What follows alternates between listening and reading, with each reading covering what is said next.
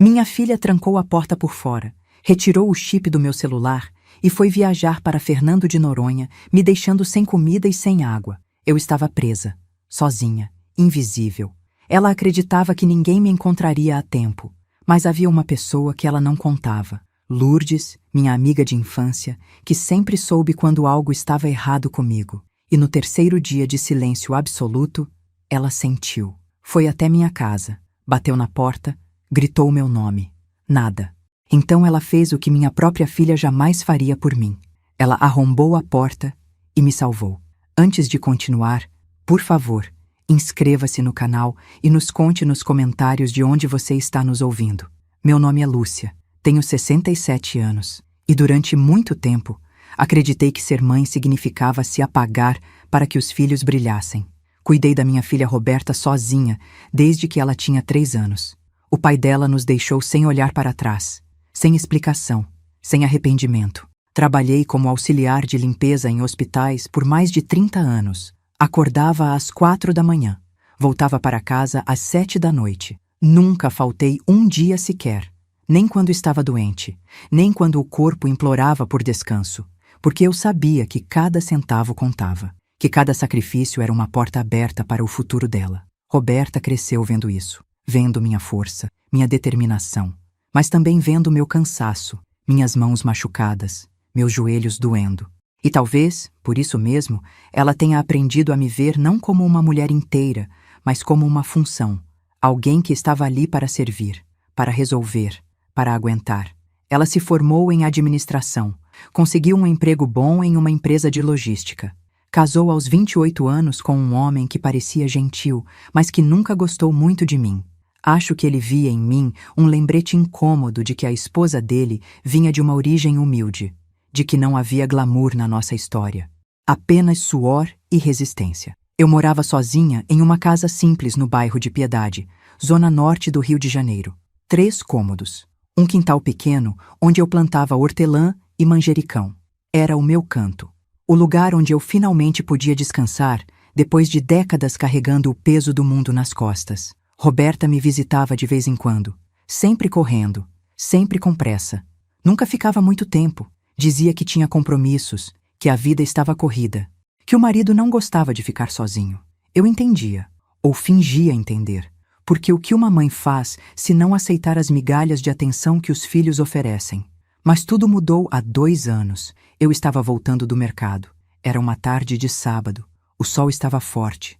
As ruas estavam cheias. Eu carregava 2 sacolas pesadas. Sempre fui teimosa. Sempre achei que dava conta de tudo sozinha. Atravessei a rua na faixa de pedestres. O sinal estava verde para mim. Eu tinha certeza disso. Mas um motoqueiro não viu. Ouviu e não se importou.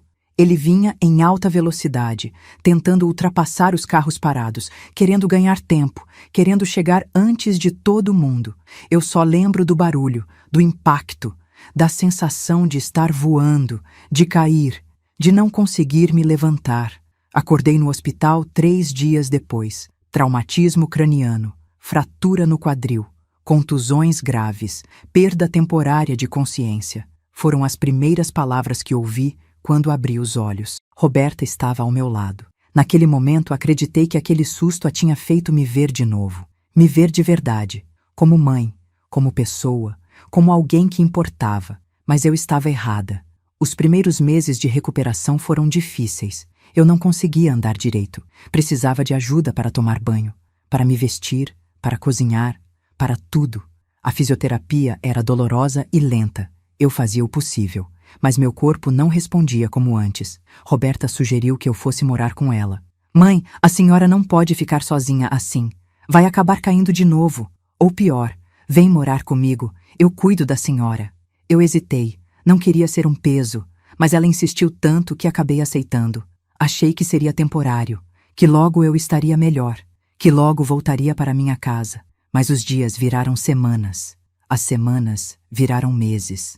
E a Roberta, que me recebeu com lágrimas nos olhos, foi aos poucos se transformando em outra pessoa. No começo, ela ainda era paciente. Me ajudava a tomar banho, preparava minhas refeições, me levava nas consultas médicas, mas eu percebia o cansaço crescendo, a irritação aumentando, o ressentimento se acumulando como poeira nos cantos da casa. O marido dela começou a reclamar. Dizia que a casa não era mais deles, que ele não tinha mais privacidade, que eu estava ali o tempo todo, ocupando espaço, fazendo barulho, existindo.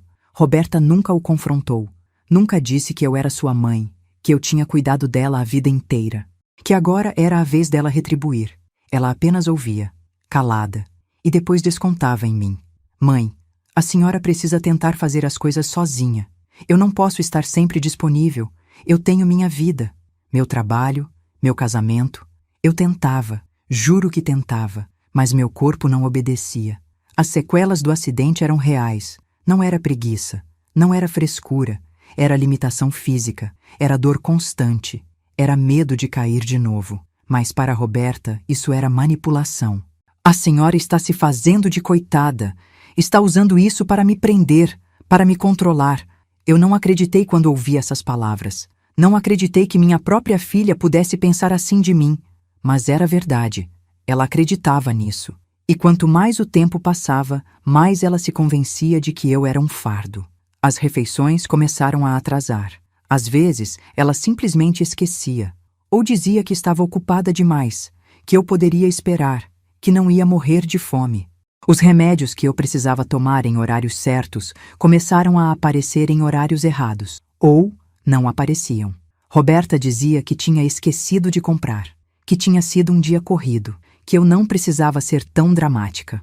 Eu chorava escondida, no banheiro, no quarto, onde ela não pudesse me ver, porque eu sabia que se ela me visse chorando, diria que eu estava me vitimizando de novo. Então veio o dia em que tudo mudou para pior. Roberta entrou no meu quarto com uma expressão que eu nunca tinha visto antes. Fria, distante, quase vazia. Mãe, eu preciso de um tempo. Eu estou esgotada. Eu não aguento mais. Preciso viajar. Preciso respirar. Preciso me sentir viva de novo. Eu entendi. Eu realmente entendi. Cuidar de alguém é difícil. Eu sabia disso melhor do que ninguém. Eu tinha feito isso por ela durante anos. Tudo bem, filha. Eu entendo. Vai descansar. Eu fico bem. Talvez você possa pedir para alguém dar uma olhada em mim enquanto você estiver fora. A Lourdes, talvez. Ela sempre se ofereceu para ajudar. Roberta não respondeu. Apenas saiu do quarto. No dia seguinte, ela me acordou cedo. Mãe, eu vou te levar de volta para sua casa. Vai ser melhor assim. A senhora vai ficar mais confortável lá, no seu espaço, com suas coisas. Eu fiquei confusa, mas não discuti. Talvez ela estivesse certa. Talvez eu realmente ficasse melhor na minha própria casa. Mesmo com as limitações, ela me ajudou a arrumar minhas coisas, colocou tudo no carro, me levou até Piedade, abriu a porta da minha casa, me ajudou a entrar, colocou minha bolsa no sofá. E então, ela fez algo que eu jamais imaginei. Ela pegou meu celular, abriu a gaveta da cozinha, tirou o chip, colocou o chip no bolso. Mãe, é melhor a senhora não ficar mexendo nisso agora. Vai só descansar. Antes que eu pudesse perguntar qualquer coisa, ela saiu, fechou a porta e trancou por fora. Eu ouvi a chave girando, ouvi a tranca deslizando, ouvi os passos dela se afastando. Corri até a porta, tentei abrir. Não consegui. Bati. Gritei. Roberta! Roberta, abre a porta! O que você está fazendo? Silêncio. Fui até a janela. Vi o carro dela saindo, desaparecendo na esquina. Meu coração disparou. Minhas mãos tremiam. Tentei entender o que estava acontecendo. Tentei encontrar uma explicação lógica. Talvez fosse um engano. Talvez ela tivesse trancado sem querer. Talvez ela voltasse logo. Mas ela não voltou. Fui até a cozinha. Abri a geladeira. Vazia. Completamente vazia. Abri os armários. Nada. Nem um pacote de biscoito. Nem um pedaço de pão. Nada. Tentei ligar para alguém. Peguei o telefone fixo. A linha estava muda, cortada. Foi então que entendi. Minha filha tinha me trancado. De propósito. Tinha retirado qualquer forma de eu pedir ajuda. Tinha esvaziado a geladeira. Tinha me deixado ali, sozinha, sem comida, sem água, sem comunicação. E tinha ido viajar. Sentei no chão da sala. Encostei as costas na parede. E pela primeira vez em muito tempo, senti medo de verdade. Não medo de cair. Não medo de sentir dor. Medo de morrer. Ali, sozinha. Esquecida. O primeiro dia passou devagar.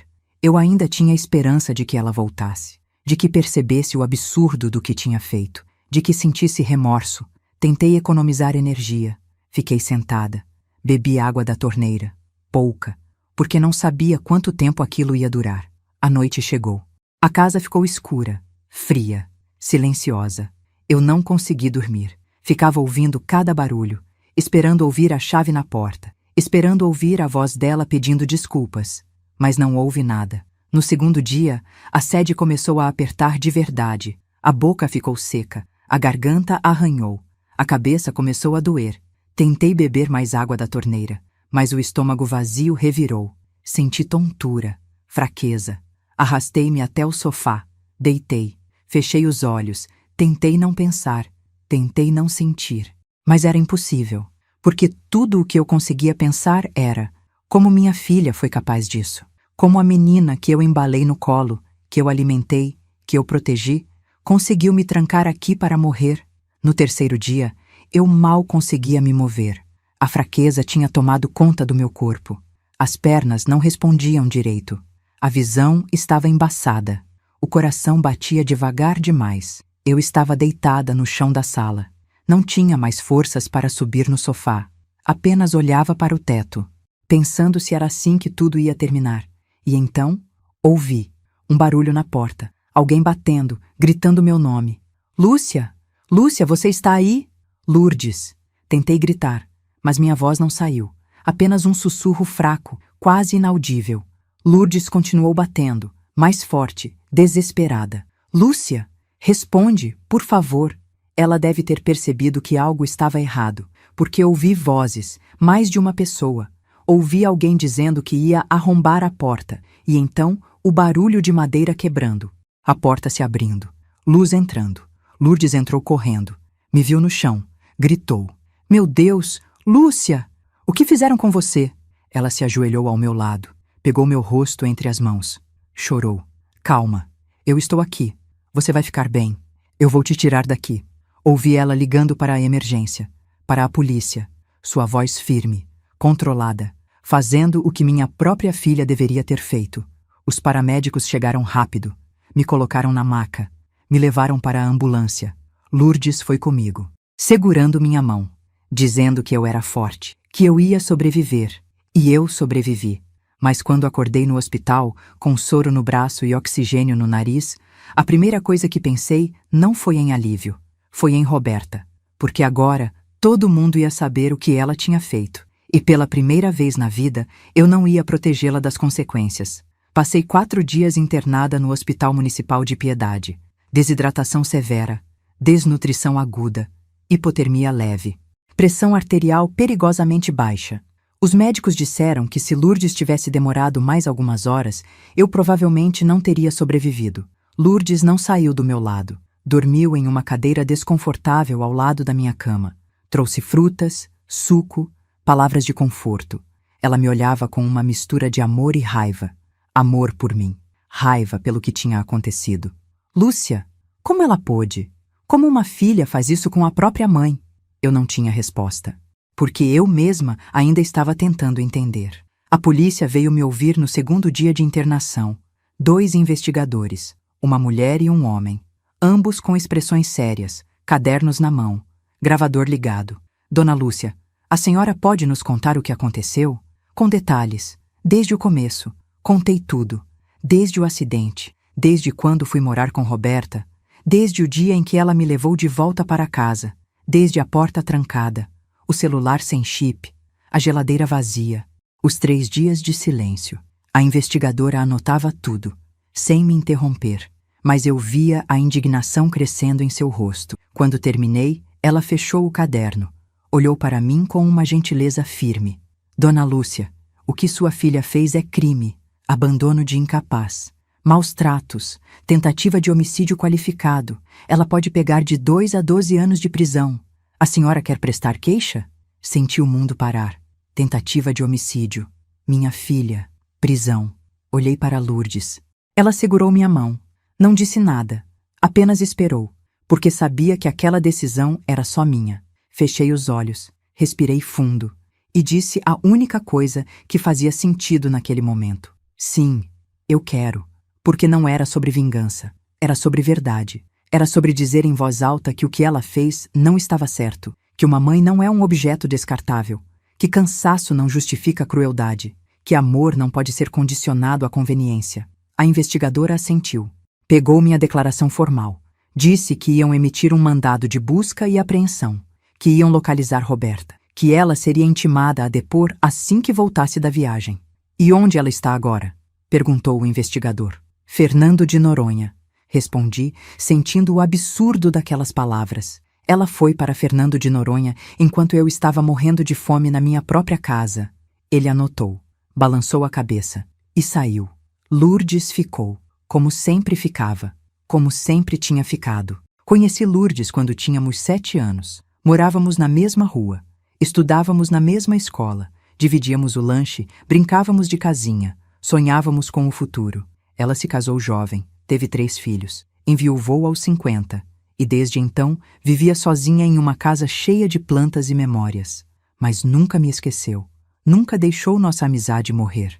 Mesmo quando a vida nos levou para caminhos diferentes, ela me ligava toda semana, passava para tomar café, perguntava como eu estava, de verdade, não por educação, por interesse real. Então, quando Roberta me levou de volta para minha casa e me trancou lá dentro, Lourdes estranhou meu silêncio. Tentou me ligar. Ninguém atendia. Tentou de novo. E de novo. Nada. No 3º dia, ela sentiu que algo estava errado. Aquele tipo de intuição que só a amizade verdadeira traz. Pegou um táxi. Foi até minha casa. Bateu na porta. Gritou meu nome. Nada. Então ela fez o que precisava ser feito. Chamou um vizinho. Pediu ajuda para arrombar a porta. E me encontrou quase morta no chão da sala. Eu sabia, ela me disse enquanto segurava minha mão na cama do hospital. Eu sabia que você nunca ficaria sem me responder. Não a Lúcia que eu conheço. Algo estava errado. E graças a Deus eu escutei meu coração. Chorei. Não de dor, de gratidão. Porque enquanto minha própria filha me abandonou, foi uma amiga de infância que me salvou. Roberta voltou de Fernando de Noronha no 5º dia. Bronzeada, sorridente, postando fotos nas redes sociais. Mar azul, pôr do sol, drinks coloridos. Ela não fazia ideia do que estava esperando por ela. A polícia a interceptou no aeroporto. 2 policiais à paisana. Identificação na mão. Voz firme. Roberta Alves da Silva? Ela parou, confusa, assustada. Sim, sou eu. O que está acontecendo? A senhora está sendo intimada a comparecer à delegacia para prestar depoimento sobre o caso de abandono de incapaz envolvendo sua mãe, Lúcia Maria da Silva. A senhora tem direito a um advogado. Pode nos acompanhar, por favor? Roberta empalideceu. As malas caíram de suas mãos. Ela olhou ao redor como se estivesse esperando que alguém dissesse que aquilo era um engano. Mas não era. Lourdes me contou tudo depois. Ela tinha ido à delegacia para acompanhar o caso. Queria ter certeza de que justiça seria feita. E quando Roberta chegou, escoltada pelos policiais, Lourdes estava lá, sentada, calma, olhando diretamente nos olhos dela. Roberta tentou se aproximar, tentou explicar, mas Lourdes levantou a mão, fez um gesto firme de não, não fale comigo, fale com os investigadores e reze para que sua mãe seja mais misericordiosa com você do que você foi com ela. Roberta foi levada para a sala de depoimentos. Ficou lá por 3 horas. Quando saiu, tinha os olhos vermelhos, as mãos tremendo. Mas não foi liberada. Foi indiciada formalmente. Assinou termo de comparecimento mensal. Teve passaporte retido. E foi proibida de se aproximar de mim até nova ordem judicial. Eu ainda estava no hospital quando soube disso. Lourdes me contou com cuidado, com delicadeza, porque sabia que, apesar de tudo, Roberta ainda era minha filha, e que parte de mim ainda doía por ela. Ela pediu para te ver. Lourdes disse hesitante, mas os médicos não permitiram. Disseram que você precisa de repouso, que não pode ter estresse adicional. Assenti. Não porque eu não quisesse ver Roberta, mas porque eu não sabia o que dizer a ela. Não sabia se conseguiria olhar para o rosto dela sem sentir a dor de ter sido abandonada, sem lembrar dos 3 dias de fome, de sede, de medo. Recebi alta no 6º dia. Lourdes me levou para a casa dela. Não perguntou, não pediu permissão. Simplesmente arrumou o quarto de hóspedes, colocou lençóis limpos, flores frescas na mesinha de cabeceira e disse: "Você vai ficar aqui. pelo tempo que precisar, até se sentir segura de novo. E eu fiquei. A casa de Lourdes ficava em Madureira, a poucos bairros de distância de Piedade. Era uma casa térrea, pintada de amarelo claro, com um jardim cheio de jasmins e rosas. Tinha uma varanda, onde ela tomava café todas as manhãs. Um quintal com um pé de manga que dava frutos enormes no verão. Era um lugar de paz, de acolhimento, de vida. Lourdes cuidou de mim como ninguém nunca tinha cuidado. Não com pena, não com obrigação, mas com amor genuíno. Ela preparava minhas refeições. Me ajudava com os exercícios de fisioterapia. Conversava comigo até tarde da noite. Sobre tudo, sobre nada, sobre o passado, sobre o futuro. Você sabe que não precisa ter vergonha, né? Ela me disse certa noite, enquanto tomávamos chá de camomila na varanda. Do que aconteceu, do que você está sentindo, da raiva, da mágoa. Tudo isso é legítimo. Olhei para ela. Aquela mulher que me conhecia desde que éramos crianças, que tinha visto todas as versões de mim. A forte, a cansada, a quebrada. Eu ainda não consigo acreditar, confessei, que minha própria filha fez isso comigo. Que ela me olhou nos olhos e decidiu que eu não valia mais nada. Lourdes segurou minha mão. Isso não é sobre você, Lúcia. É sobre ela, sobre o que ela se tornou, sobre as escolhas que ela fez. Você foi uma mãe maravilhosa. Abriu mão de tudo por ela. E se ela não consegue ver isso, o problema está nela, não em você. Chorei, não de tristeza, mas de alívio, porque finalmente alguém estava me dizendo que eu não precisava carregar a culpa. Que eu não tinha falhado como mãe, que o que Roberta fez foi escolha dela, não consequência dos meus erros. Enquanto isso, o processo avançava. O advogado que Lourdes me ajudou a contratar, um homem sério, de seus 50 anos, que atendia casos de violência doméstica e familiar, me orientou sobre cada etapa. Dona Lúcia, o caso é sólido. Temos provas materiais, laudos médicos, testemunho da senhora, testemunho da sua amiga. Registro policial, a casa trancada, o celular sem chip, tudo documentado. A defesa da sua filha vai tentar alegar esgotamento emocional, vai tentar pintar a senhora como um fardo, mas isso não justifica o que ela fez. E o Ministério Público sabe disso. Ele fez uma pausa, me olhou com seriedade. A senhora precisa estar preparada. O julgamento vai ser difícil. Vão tentar desacreditar a senhora. Vão dizer que a senhora está exagerando, que foi só um descuido. Mas eu vou estar lá. E vamos provar que não foi descuido. Foi abandono consciente, premeditado, cruel. Assenti, porque eu sabia que ele estava certo. Sabia que Roberta não ia assumir a responsabilidade facilmente, que ia tentar se fazer de vítima, que ia tentar transformar meu sofrimento em drama inventado. Mas dessa vez, eu não ia me calar.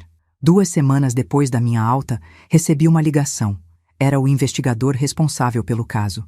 Dona Lúcia, tenho novidades. Sua filha está tentando fazer um acordo, quer conversar com a senhora, quer pedir desculpas pessoalmente, mas só se a senhora concordar e só se houver um oficial presente.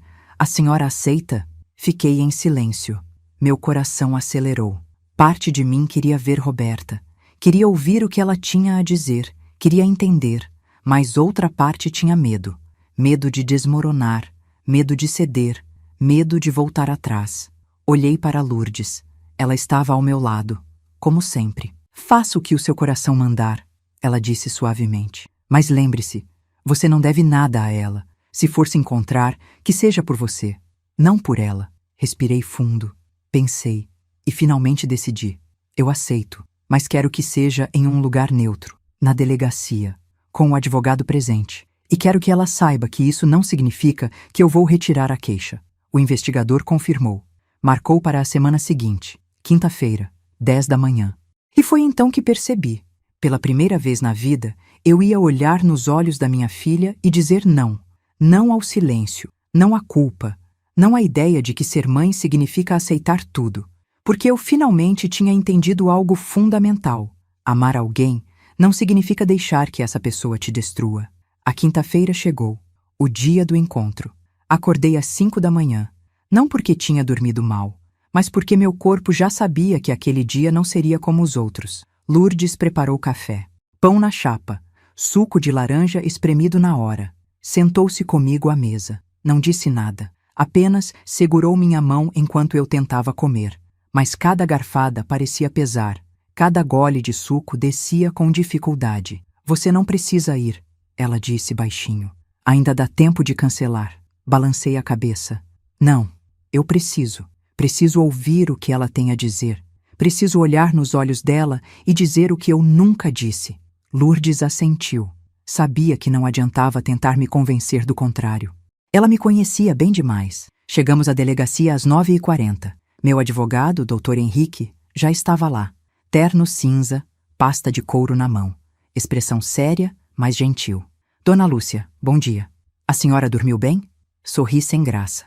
Não muito, ele compreendeu. Me levou até uma sala reservada. Paredes brancas.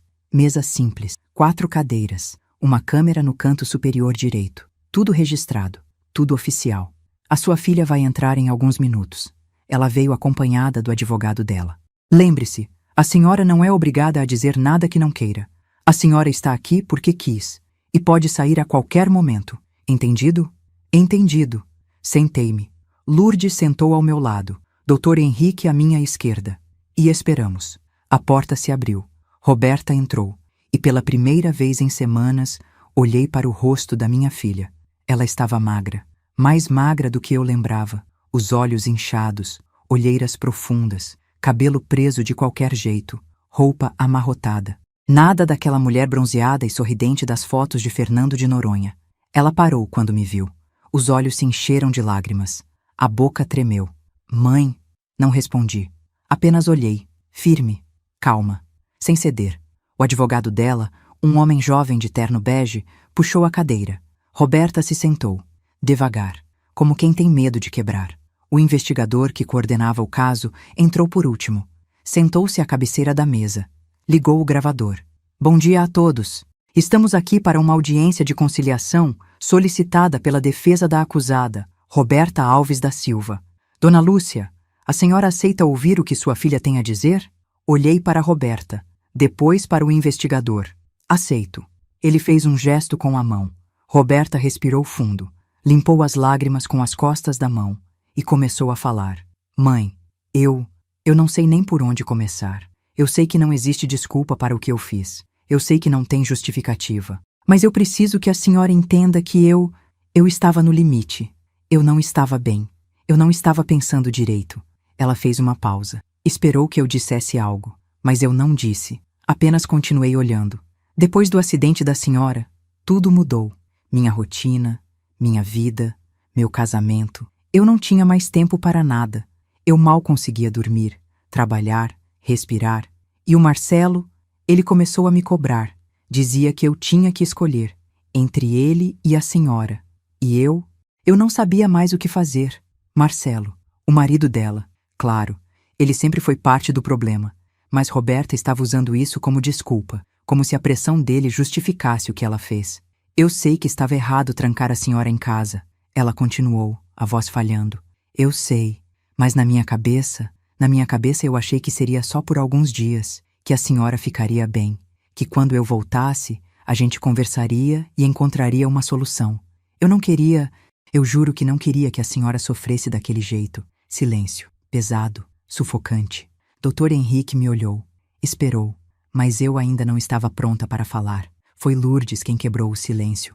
Você não queria que ela sofresse? A voz de Lourdes saiu baixa, mas afiada. Você trancou sua mãe em uma casa vazia, sem comida, sem água, sem telefone, e foi viajar para uma ilha paradisíaca enquanto ela morria de fome. E você quer dizer que não queria que ela sofresse? Roberta olhou para Lourdes. Abriu a boca para responder, mas não conseguiu, porque não havia resposta possível. Você sabe quanto tempo uma pessoa sobrevive sem água? Lourdes continuou. 3 dias, no máximo 4. Você deixou sua mãe lá por 3 dias. Se eu não tivesse ido até a casa dela no 3º dia, ela estaria morta agora. Morta. E você estaria voltando de Fernando de Noronha com fotos bonitas e uma mãe enterrada. Roberta começou a chorar. Alto. Desesperada. Eu sei que eu errei. Eu sei que fui uma filha horrível, mas eu estava desesperada. Eu não aguentava mais. Foi então que eu falei. Pela primeira vez desde que ela entrou. E minha voz saiu firme. Mais firme do que eu esperava. Você acha que eu aguentava? Você acha que foi fácil para mim criar você sozinha? Trabalhar 12 horas por dia? Abrir mão de tudo? De namorar? De viver? De ser alguma coisa além de mãe? Roberta me olhou, assustada. Eu fiz tudo por você, continuei. Tudo. E no primeiro momento em que eu precisei de ajuda, você me trancou em uma casa e me deixou para morrer. Porque eu me tornei inconveniente, porque eu não servia mais, porque eu estava atrapalhando sua vida perfeita. Não era isso, mãe. Era assim, cortei. Era exatamente isso. Você não me via mais como mãe. Me via como um fardo, como um problema que precisava ser resolvido. E sua solução foi me apagar, me fazer desaparecer. Roberta soluçou, as mãos tremendo, tentando se explicar. Eu estava errada, eu admito. Eu estava completamente errada. Mas eu te amo, mãe. Eu amo a senhora. E eu vou fazer qualquer coisa para consertar isso. Qualquer coisa. Olhei para ela. Realmente olhei, procurando por algum sinal de que aquilo era verdade, de que ela realmente se arrependia, de que não era apenas desespero para evitar a prisão. Mas tudo o que eu vi foi medo. Não arrependimento, não remorso. Medo. Se você me amasse, eu disse devagar, você nunca teria feito isso. Amor não faz o que você fez. Amor cuida. Amor protege. Amor não abandona. Mãe, por favor. E sabe o que é pior? Continuei. É que você nem sequer teve a coragem de assumir. Você foi para Fernando de Noronha postando fotos felizes, sorrindo, como se nada tivesse acontecido, como se eu não existisse, como se você não tivesse deixado sua mãe morrendo de fome. O advogado de Roberta tentou intervir. Dona Lúcia, com todo o respeito, minha cliente está aqui justamente para assumir a responsabilidade. Ela veio pedir perdão. Ela está disposta a... A fazer o quê? Dr. Henrique cortou. A pagar uma cestas básica? A fazer serviço comunitário? Isso não apaga o que ela fez. Isso não devolve os 3 dias de sofrimento que minha cliente passou. Estamos dispostos a propor uma reparação financeira, o advogado insistiu, e tratamento psicológico para ambas, e um compromisso formal de... Não, eu disse. Todos me olharam. Não o quê, dona Lúcia? O investigador perguntou. Não aceito acordo. Não aceito reparação financeira. Não aceito nada. Eu quero que ela responda pelo que fez. Criminalmente. Roberta arregalou os olhos. Mãe, não... Você quase me matou, eu disse, olhando diretamente para ela. E não foi um acidente. Foi uma escolha. Você escolheu trancar aquela porta. Escolheu tirar o chip do meu celular. Escolheu esvaziar a geladeira. Escolheu ir viajar. Tudo isso foram escolhas conscientes. E você precisa responder por elas. Mas eu sou sua filha. E eu sou sua mãe. E você me abandonou para morrer. O silêncio que se seguiu foi devastador. Roberta enterrou o rosto nas mãos. O advogado dela trocou olhares com o Dr. Henrique. O investigador fez anotações. E eu, pela primeira vez em meses, senti que tinha feito a coisa certa. Não foi fácil. Não foi sem dor. Mas foi necessário. Dona Lúcia, o investigador disse cuidadosamente. A senhora tem certeza? Porque uma vez que o processo avançar, não há volta. Tenho certeza. Ele assentiu. Fechou a pasta. Então vamos prosseguir com a acusação formal. A audiência de instrução será marcada para as próximas semanas. Ambas as partes serão notificadas. Levantei-me. Lourdes me ajudou. Dr. Henrique pegou sua pasta e nós saímos daquela sala. Roberta ficou para trás, chorando, chamando meu nome. Mas eu não olhei para trás, porque não havia mais nada a dizer. Nas semanas seguintes, a história vazou para a imprensa, jornais locais, portais de notícias, redes sociais. Filha abandona mãe idosa para viajar a Fernando de Noronha. Mulher tranca mãe em casa sem comida e vai para o Nordeste. Os títulos eram sensacionalistas, mas a indignação era real. As pessoas comentavam, compartilhavam, expressavam apoio. Algumas enviavam mensagens, outras me pararam na rua para dizer que eu estava fazendo a coisa certa. Mas houve também quem criticasse, quem dissesse que eu estava sendo dura demais, que Roberta estava arrependida, que mães devem perdoar, que família é sagrada. Eu lia, processava e seguia em frente, porque aquelas pessoas não estavam lá, não sentiram a fome, a sede, o medo. Não passaram 3 dias achando que iam morrer sozinhas e esquecidas. Roberta tentou me procurar mais algumas vezes. Ligações, mensagens, cartas, mas eu não respondi. Não porque quisesse torturá-la, mas porque não tinha mais nada a dizer. Lourdes continuou ao meu lado, inabalável, minha verdadeira família. E enquanto o processo avançava, enquanto eu ia às audiências, enquanto prestava depoimentos, enquanto revia os laudos médicos e as fotos da casa trancada, uma coisa ficava cada vez mais clara. Eu não estava fazendo isso por vingança. Estava fazendo isso por justiça, porque o que Roberta fez não podia ser apagado com lágrimas ou desculpas, e porque pela primeira vez na vida eu estava escolhendo a mim mesma, mesmo que isso significasse perder minha filha. Porque algumas pontes, quando queimadas, não devem ser reconstruídas. Elas devem servir de lição. O julgamento aconteceu 4 meses depois, uma manhã fria de junho. O céu estava cinza, chovia fino. Daquele tipo de chuva que parece não ter pressa, que apenas cai, persistente, como se soubesse que tem todo o tempo do mundo. Lourdes me ajudou a me vestir. Escolheu uma blusa branca, calça preta, sapatos baixos, nada chamativo. Nada que parecesse teatro, apenas dignidade. Você está pronta? Ela perguntou enquanto escovava meu cabelo. Não sei se alguém fica pronta para ver a própria filha sendo julgada. Ela parou, me olhou através do espelho. Você não está fazendo nada de errado, Lúcia. Lembre-se disso. Você está fazendo o que é certo, o que é justo. Assenti, mas o nó na garganta continuava lá. Chegamos ao Fórum de Justiça de Madureira às 8h30 da manhã. Dr. Henrique nos esperava na porta, guarda-chuva preto na mão, expressão confiante, mas respeitosa. Dona Lúcia, bom dia. Está tudo preparado. Os laudos médicos, os depoimentos, as provas materiais. O caso é sólido. Mas lembre-se, o importante não é apenas ganhar, é que a verdade seja dita.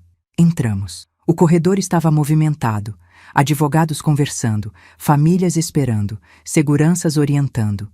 E no fundo, ao longe, vi Roberta. Ela estava sentada em um banco, sozinha.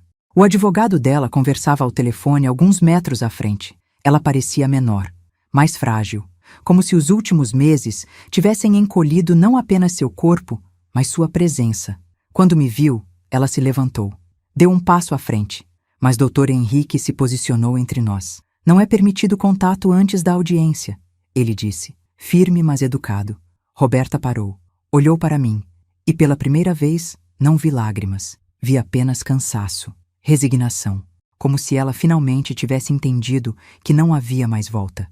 Fomos chamados para a sala de audiências, um espaço formal, paredes claras, a bandeira do Brasil e do estado do Rio de Janeiro nas laterais, a mesa da juíza ao centro, elevada, as cadeiras para as partes de cada lado, e atrás as cadeiras para o público, poucas pessoas. Alguns jornalistas, curiosos, e Lourdes, claro, sentada na primeira fila, minha âncora. A juíza entrou, uma mulher de seus 50 anos, cabelos grisalhos presos em um coque, óculos de armação fina, expressão neutra mais atenta. Todos se levantaram, ela se sentou e nós também. Bom dia. Dou início à audiência de instrução e julgamento do processo número 004589223.5 e 24.8.19.001. Acusada, Roberta Alves da Silva. Acusação, abandono de incapaz qualificado, maus tratos e tentativa de homicídio. Vítima, Lúcia Maria da Silva. Promotoria, pode começar. A promotora era uma mulher jovem, vestido preto, cabelo curto, voz firme. Ela se levantou, abriu a pasta e começou a apresentar o caso. Meritíssima, estamos diante de um dos casos mais graves de abandono de vulnerável que este tribunal já viu. A vítima, Lúcia Maria da Silva, 67 anos, com sequelas físicas decorrentes de um acidente de trânsito, foi deliberadamente trancada em sua própria residência pela acusada, sua filha, sem acesso a alimentos, água potável ou meios de comunicação.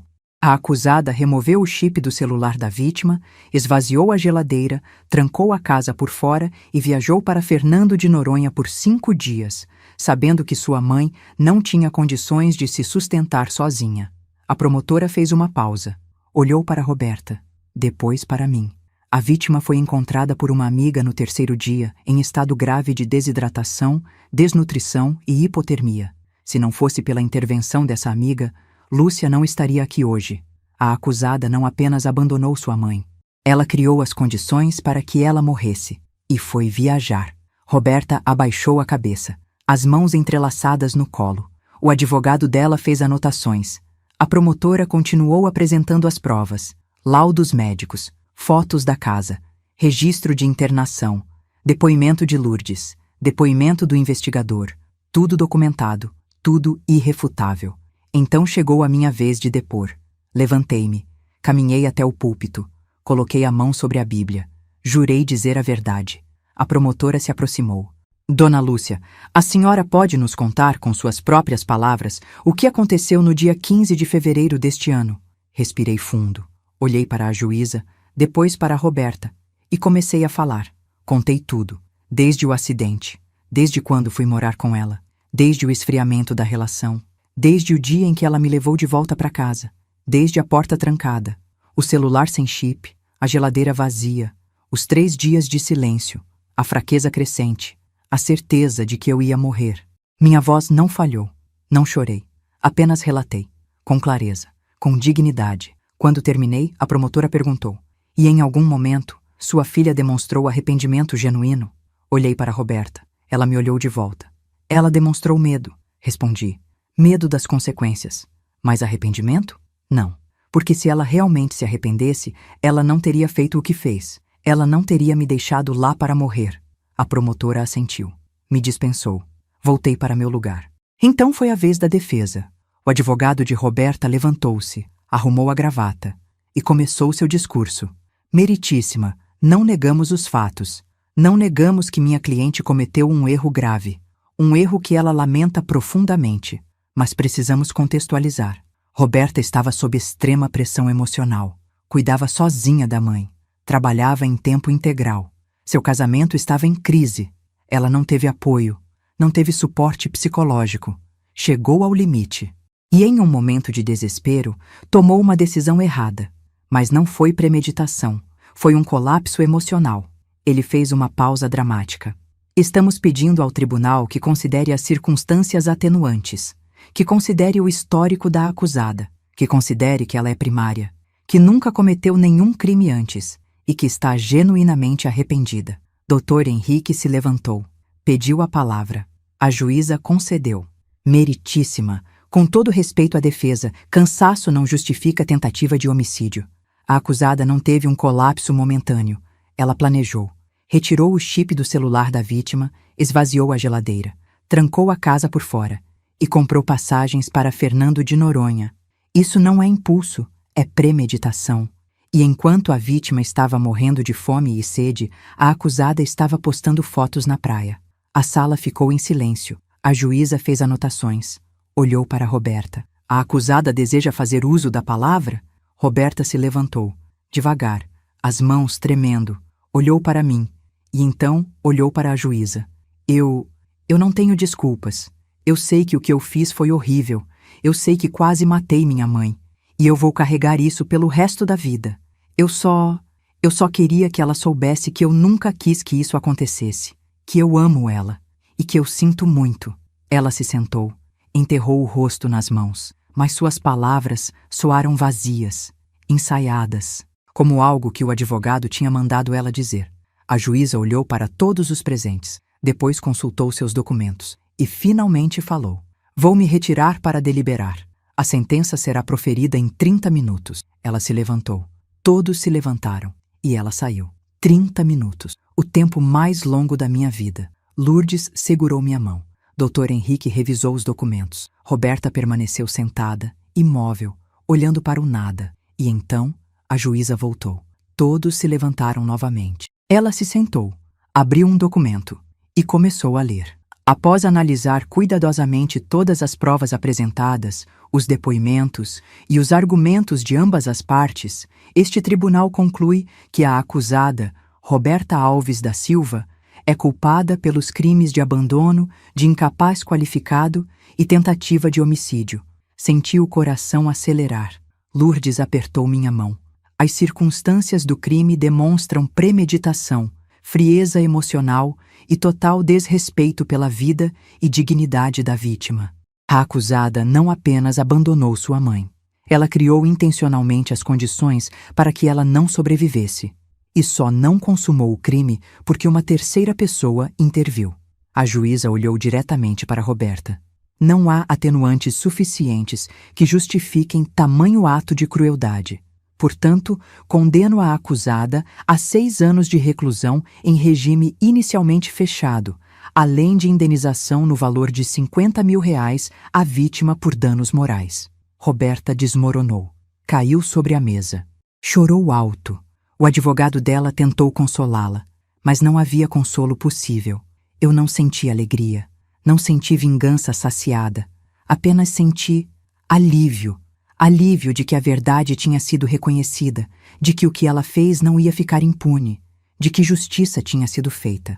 A juíza bateu o martelo. A audiência foi encerrada. Roberta foi levada pelos oficiais de justiça. Ela olhou para mim uma última vez, mas eu não desviei o olhar. Apenas a observei partir. Quando saímos do fórum, a chuva tinha parado. O sol começava a aparecer entre as nuvens. Lourdes me abraçou. Dr. Henrique apertou minha mão. A senhora fez a coisa certa, ele disse.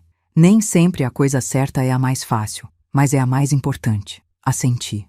Não tinha palavras, apenas gratidão. Nos meses que se seguiram, minha vida mudou. Não voltei para minha casa em piedade. Continuei morando com Lourdes, e com o tempo, percebi que aquela era minha verdadeira casa, o lugar onde eu era vista, cuidada, amada. A fisioterapia continuou. Melhorei, aos poucos. Recuperei movimentos, recuperei independência, recuperei vida. Roberta cumpriu sua sentença. Não tentei visitá-la, não escrevi cartas, não enviei mensagens. Algumas pessoas me julgaram por isso.